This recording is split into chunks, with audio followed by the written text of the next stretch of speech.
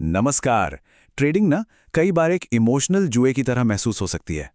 तो आज हम एक ऐसा रोड मैप बनाने वाले हैं जो इस जुए को एक सिस्टमैटिक ऑटोमेटेड ऑपरेशन में बदल देगा। तो चलिए एक बहुत ही जरूरी सवाल से शुरू करते हैं। जो भी निवेश के फैसले लिए जा रहे हैं वो तर्क पर आधारित हैं या भावनाओं पर?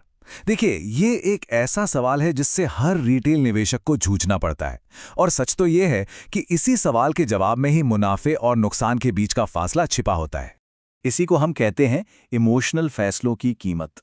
मतलब मौके से चूक जाने का डर या फिर बदला लेने के लिए ट्रेडिंग करना, ये सब एक तरह का साइकोलॉजी टैक्स है जो हम भरते हैं। तो सवाल ये है कि इस इमोशनल टैक्स से बचने के लिए एक सिस्टम बनाया कैसे जाए। खैर, इसकी शुरुआत होती है बाजार की बुनियाद को समझने से, मतलब उस मशीन को समझना जिसके साथ हम काम कर रहे हैं। जो सोर्स मटेरियल है उसमें क्रिकेट का एक बड़ा ही शानदार उदाहरण दिया गया है। सोचिए, पिच जो है वो एक्सचेंज है, खिलाड़ी हैं मार्केट के पार्टिसिपेंट्स, और सेबी वो अंपायर की तरह काम करता है। अब इन खिलाड़ियों में, जैसा कि इस चार्ट में दिख रहा है, ये समझना बड़ा जरूरी है कि हम यानी रिटेल निवेशक कहाँ फिट होते हैं। यूं तो हर किसी की अपनी अपनी भूमिका है, लेकिन जो फॉरेन इंस्टीट्यूशनल इन्वेस्टर्स हैं यानी FIIs, वो अक्सर मार्केट को चलाने वाले मुख्य खिलाड़ी होते हैं। और भारत में क्रिकेट के ये दो मेन मैदान हैं, NSE और BSE। हर ट्रेड इन्हीं में से किसी एक पर होता है। और जैसा कि यहां दिख रहा है, दोनों का अपना अलग इतिहास और अपनी अपनी खासियतें हैं। और ये जो प्रोसेस है ना, ये बड़ी ही खूबसूरती से दिखाता है कि हमारा ऑर्डर सिर्फ एक क्लिक से लेकर हमारे डीमैट अकाउंट में एसेट बनने तक का सफर कितनी तेजी से और ऑटोमेटिक तरीके से पूरा करता है। ठीक है, तो बाजार का स्ट्रक्चर तो समझ आ गया। अब हमें इसके सिग्नल्स को पढ़ने के लिए कुछ टूल्स की जरूरत पड़ेगी। चलिए उन पर एक नजर डालते हैं। हमारा पहला टूल है वॉल्यूम स्प्रेड एनालिसिस।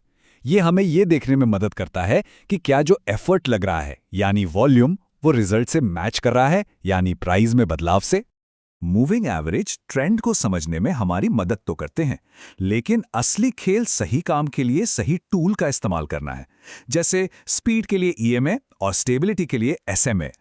देखिए, RSI का मतलब सिर्फ ओवरबॉट या ओवरसोल्ड नहीं होता। ये हमें बताता है कि मैदान पर इस वक्त कौन सी टीम का कंट्रोल है, बुल्स का या बेयर्स का।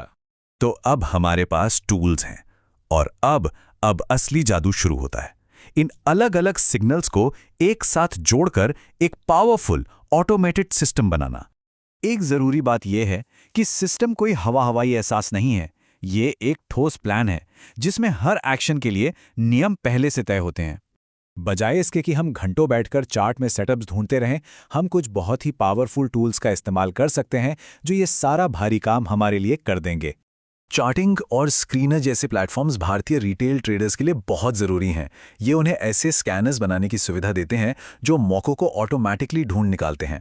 और हाँ, एक भी रुपया रिस्क पर लगाने से पहले बैक टेस्टिंग हमें ये जांचने का मौका देती है कि क्या हमारा ऑटोमेटेड सिस्टम अतीत में भी प्रॉफिटेबल होता। एक पावरफुल इंजन बिना ब्रेक के बेकार है ना? तो अब हम बात करेंगे सर्वाइवल की, यानी मार्केट में टिके रहने की। और ये है वो ब्रेक, एक सिंपल सा नियम जिस पर कोई समझौता नहीं हो सकता। किसी भी एक ट्रेड पर अपनी टोटल कैपिटल का 1% से ज्यादा का जोखिम कभी नहीं लेना है। सिर्फ ये एक नियम ही इस बात की गारंटी दे सकता है कि कोई एक गलती हमारे अकाउंट को खाली ना कर दे। जब हम अनुशासन के साथ रिस्क को मैनेज करते हैं तो हम विनाशकारी इमोशनल गलतियों की संभावना को ही खत्म कर देते हैं और इस बात की गारंटी देते हैं कि हम गेम में बने रहेंगे। चलिए अब इन सब बातों को एक साथ लाते हैं और बात करते हैं उस आखिरी और सबसे जरूरी बदलाव की। सोच के इस बदलाव में ही सब कुछ छिपा है। प्रोफेशनल लोग भविष्यवाणी नहीं करते, वो एक ऐसे सिस्टम को चलाते हैं जिसकी बढ़त समय के साथ साबित हो चुकी है। ये स्लाइड इस पूरे सफर को बड़ी खूबसूरती से दिखाती है। मार्केट के शोर पर रिएक्ट करने से लेके एक अच्छी तरह से तैयार मशीन के ऑपरेटर बनने तक का सफर। एक अच्छे प्लान, सही ऑटोमेशन और अनुशासित रिस्क मैनेजमेंट के साथ कोई भी अनुमान लगाने वाले से ऑपरेटर बनने तक का ये सफर तय कर सकता है। तो सवाल ये नहीं है कि क्या ये किया जा सकता है, सवाल ये है कि क्या अपनी मशीन बनाने की शुरुआत आज से करने के लिए सब तैयार हैं।